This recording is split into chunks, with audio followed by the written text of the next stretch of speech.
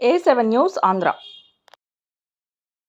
బంగాళాఖాతంలో ఏర్పడిన అల్పపీడన ద్రోణి ప్రభావంతో ఏలూరు జిల్లా ముస్నూరు మండలం రమణక్కపేట గ్రామంలో భారీ వర్షాలు కురిశాయి. ఈ రోజు తెల్లవారుజాము నుంచి కురిసిన భారీ వర్షాలకు రమణక్కపేట పడమర వైపు నుంచి కనుమల నుండి విస్తారంగా కురిసిన వర్షాలు సందెపు వాగు గుండా ప్రవహిస్తూ ఇంజర్లమ్మ చెరువుకు చేరుకుంటాయి. అక్కిరెడ్డిగూడెం, చెక్కపల్లి, సూరేపల్లి, వలసపల్లి, తూర్పు దిగవల్లి, పడమర దిగవల్లి తదితర గ్రామాలకు వాగు ఉధృతంగా ప్రవహించడం వలన సంబంధాలు పూర్తిగా తెగిపోయాయి. ఆర్ఎండ్బి రోడ్లు, డ్రైనేజీ సౌకర్యం లేకపోవడం వల్ల వరద ప్రవాహమంతా రోడ్లపైనే ప్రవహించవలసి వస్తుంది.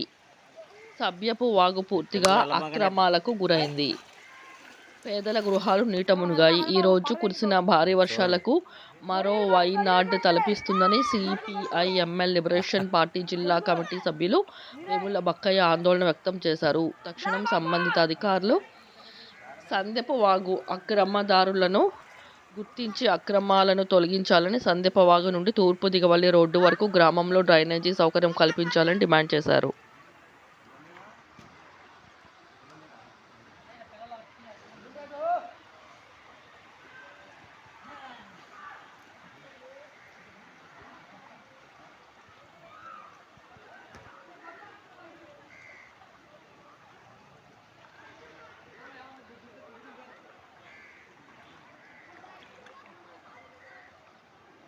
ఇది లూజ్వీడు ధర్మాజిగూడెం ఆర్ఎండ్బి రోడ్డు.